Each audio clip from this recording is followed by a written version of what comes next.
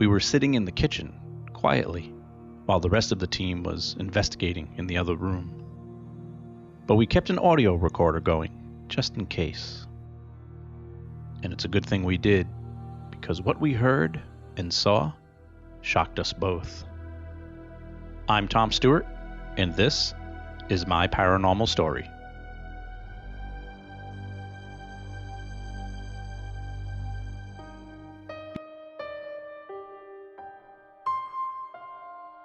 Before I start this episode, I want to thank you for listening. This podcast only exists because of supporters like you. But unfortunately, podcasts do cost money. So I'm hoping you'll show your support by visiting my website, myparanormalstory.com, and clicking on the donate button. Every little bit helps keep us on the air. Thank you so much for your support.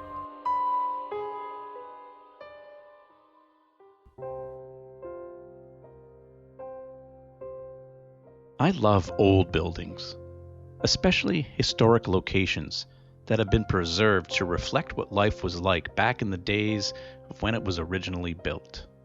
Living in New England, we're fortunate to have homes and buildings like this everywhere. But more and more, they're being torn down. So historic places have always been my favorite to explore. And during my time as an investigator with Rise Up Paranormal, we were quite spoiled with the number of historic buildings we got to investigate. I've had the luxury of investigating not only ghosts, but history itself in some of the most interesting places in this country. One of those amazing places was in Rise Up Paranormal's hometown of Tiverton, Rhode Island, the Chase Corey House, a small house in the Four Corners section of Tiverton. Built in the early 1700s, this small cape house with a gambrel roof is what remains of a colonial village, along with a small shed and outhouse in the back. Now, not much is known about the home except that it was originally built and lived in by the Chase family, who were descendants of some of the earliest settlers in New England, and also distant relatives of Lizzie Borden, you know, the girl who gave her mother 40 whacks with an axe. She lived in nearby Fall River years later. Eventually, in the early 1800s, the home was acquired by the Corey family, Andrew Corey, and his wife Jane Gray. Andrew was the son of Philip Corey, who served as a captain in the Rhode Island militia during the American Revolution. And Jane Gray was the great-great-granddaughter of one of the first residents of Tiverton. Over the decades, the home changed many hands and was occupied by many different families. Today, it's part of the Tiverton Historical Society and has been preserved as a sample of early New England architecture and history. And it's visited by history buffs and school children regularly for a real-life look at history and how our ancestors lived. On the inside, much of the house remains as it looked back in the 1700s. The rooms are small and drafty, the ceilings are low, and the floors are creaky. There's several fireplaces, one for cooking, one for baking, and one for warmth and light. There's old pots and pans hanging on the walls. A small pantry has shelves with many old-looking ceramic jugs and bowls and plates. And the furniture, for the most part, is old and brittle. From the chairs and tables to the beds and benches, most of which are for display now and not for sitting. With the Chase Corey House being such a small location, we chose to only bring a handful of investigators with us. And we used handheld battery-operated equipment to collect data, mostly video cameras and audio recorders. Being an old building, we knew there was a lot of history and potential for paranormal activity, but weren't sure what, if anything, we might find. There was no real documented history of any experiences in the house, aside for a few stories here and there from caretakers and visitors. There were a few different rooms to explore, though. A kitchen area, a living area, and a couple of bedrooms. I started off the investigation by taking pictures from different angles in all the rooms. The reason I do this is because it helps document where everything is when you start. And sometimes that can come in handy later on for reference. While I was taking photos in the pantry area, I noticed a metal spoon on one of the shelves. It was an old, thick spoon, most likely made of pewter or silver, and it was the only eating utensil in the pantry. I remember picking it up and making a joke about how the family probably had to share this one spoon. We began our investigation by splitting up into small teams. 3 of us would go into a room and do an EVP session, while the remaining 2 would sit in the kitchen quietly. On my first shift, we went into one of the bedrooms and put a recorder on the bed. We all took turns asking questions and hoping to find answers later during audio review. The room itself was very uncomfortable. Small, with slanted floors and low ceilings, it made me feel like there was always someone standing next to me. It was very confined. And when you were really quiet, the house would make lots of noises. We heard quite a few creaks and groans and knocks, typical of an old house. Along with our audio and video recorders, we also set up a K2 meter to detect any fluctuation in the electromagnetic fields around us. It's believed that spirits can manipulate the EMFs around us to manifest itself into making a noise or moving something. And we sometimes will see the K2 light up around the same time as an EVP is being recorded. And with this home having no electricity, we didn't expect to see too many hits on the K2 meter. But we did. While in the bedroom conducting an EVP session, the K2 meter lit up bright red after one of our questions, and then it lit up again a couple of more times. So we tried to use it as a way of getting replies by asking yes or no questions and asking the spirit to light up the K2 meter if the answer is yes and not to light it up if the answer is no. Not very scientific, and we didn't seem to have much luck with it either. But we definitely wrote down the approximate times for when the K2 meter did light up, and sure enough, it matched up loosely with some of the audio we recorded. Like I said, we weren't sure who we might be talking to in the Chase Corey house. It could be a member of any dozen of families and residents who have lived there in over 200 years.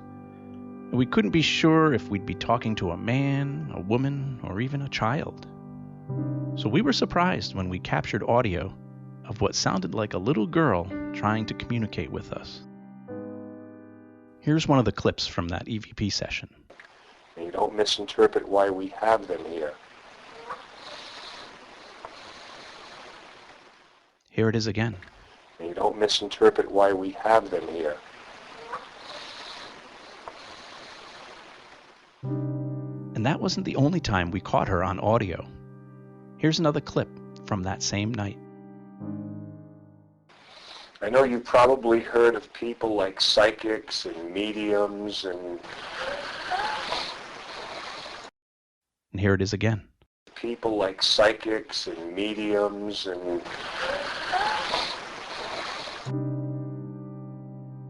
We can't quite make out what she was saying on either of the recordings, or if she's even responding to us. So we can't positively say if this is an intelligent spirit or a residual one. Intelligent spirits are ones that display an awareness of our presence when we're investigating, and sometimes will even sound as if they're trying to answer our questions directly. A residual spirit is one that isn't aware, and most likely is just energy that's sort of stuck on replay through time. Residual energy can be anything from sounds to voices, apparitions, even scents that are just on a loop, attached to a certain location. What we do know, though, is that there weren't any little girls in the house with us that night, or anywhere near the property. We continued to investigate throughout the night, taking breaks outside now and then. At one point, we talked about how cool it would be to do an archaeological dig on the property. There's probably so much to find hidden in the ground, from coins to buttons and all sorts of historic relics. Back inside, we decided to do one more investigation. I sat this one out in the kitchen area with Ken DaCosta, the founder of Rise Up Paranormal, while the other 3 investigators were in the bedroom doing EVP sessions. Ken and I were both sitting on beach chairs that we had brought in since none of us could sit on the furniture in the old house. And as we sat there, we had a recorder going, per usual, because even when you're not actively investigating, you never know what you're going to catch. We were both sitting there quietly when we heard what was a loud bang in the room with us. And on this audio clip, you can hear an object fall, and you'll also hear Ken's response to the noise. Here it is.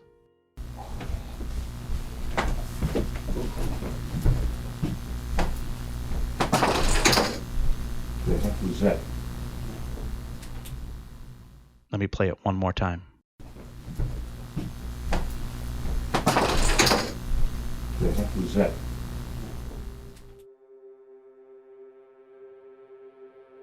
We looked to where the sound came from and discovered a large metal spoon underneath one of the beach chairs. I picked it up and realized it looked exactly like the spoon I had seen earlier in the pantry, except this spoon was bent in 2 places, right at the base of the handle near the spoon part. Now there's no way anyone could have bent this thick spoon with their bare hands like this.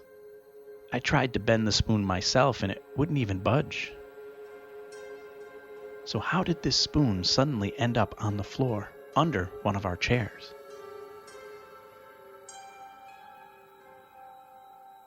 So I decided to take the spoon into the pantry to compare it with the one I had found earlier, but it was gone.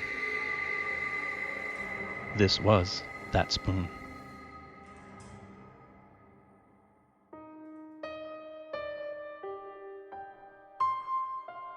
My Paranormal Story is written, produced, and narrated by me, Tom Stewart.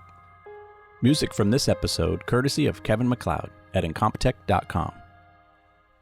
If you enjoy my stories and would like to support the podcast, you can go to buymeacoffee.com/myparanormal or just click on the donate button on my website at myparanormalstory.com. I also have t-shirts and coffee mugs for sale. Unfortunately, podcasts cost money and your support helps me keep this podcast running. So thank you for your support. Please don't forget to subscribe so you'll know when I've added new episodes. And feel free to follow me on Facebook and Instagram. Just search for My Paranormal Story. If you have a podcast and you'd like to have me as a guest, or if you would like to ask me a question or tell me your paranormal story, you can email me at myparanormalstorypodcast@gmail.com. Thanks for listening. I'm Tom Stewart, and this is My Paranormal Story.